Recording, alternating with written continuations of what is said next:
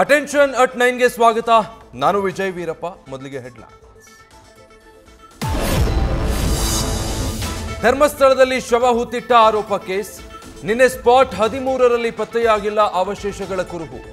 ಇವತ್ತು ಮುಂದುವರಿಯಲಿದೆ ಶೋಧ ಕಾರ್ಯ. ಏನೂ ಸಿಗದೇ ಇದ್ರೆ ಸ್ಥಗಿತ ಸಾಧ್ಯತೆ.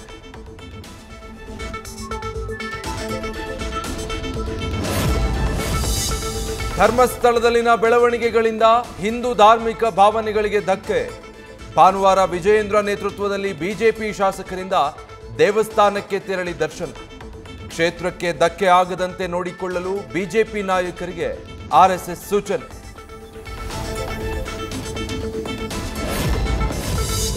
ಸಚಿವ ಸಂಪುಟದಿಂದ ಕೆಎನ್ ರಾಜಣ್ಣ ವಜಾ. ದೆಹಲಿ ಯಾತ್ರೆಗೆ ಸಜ್ಜಾಗುತ್ತಿದೆ ಮಾಜಿ ಸಚಿವ ಆಂಟಿ. ಮತಗಳ್ಳತನದ ಬಗ್ಗೆ ಹೇಳಿಕೆ ಸಂಬಂಧ ಮನವರಿಕೆ ಮಾಡಿಕೊಡಲು ತಯಾರಿ. ಪ್ರಧಾನಿ ಮೋದಿಗೆ ಬೆಳ್ಳಿ ಗಣೇಶ ಉಡುಗೊರೆ ಕೊಟ್ಟಿದ್ದ ಡಿಕೆಶಿ. ಬಿಜೆಪಿ ಶಾಸಕ ಎಂ ಕೃಷ್ಣಪ್ಪ ತಂದ ಉಡುಗೊರೆ ಡಿಸಿಎಂ ಕೊಟ್ರು ಅನ್ನೋ ಚರ್ಚೆ. ನನಗೆ ಅಂತಹ ದುಸ್ಥಿತಿ ಬಂದಿಲ್ಲ ಅಂತ ಎಕ್ಸ್ನಲ್ಲಿ ಡಿಕೆ ಶಿವಕುಮಾರ್ ಸ್ಪಷ್ಟನೆ.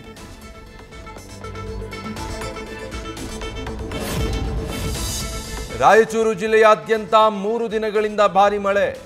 ಸಿಂಧನೂರು ತಾಲೂಕಿನ ಒಳಬಳ್ಳಾರಿ ಬಳಿ ಜಮೀನಿಗೆ ನುಗ್ಗಿದ ತುಂಗಭದ್ರಾ ನದಿ ನೀರು. ಹದ ಮಾಡಿ ನಾಟಿ ಮಾಡಿದ್ದ ಭತ್ತ ಪೂರ್ತಿ ಜಲಾವೃತ.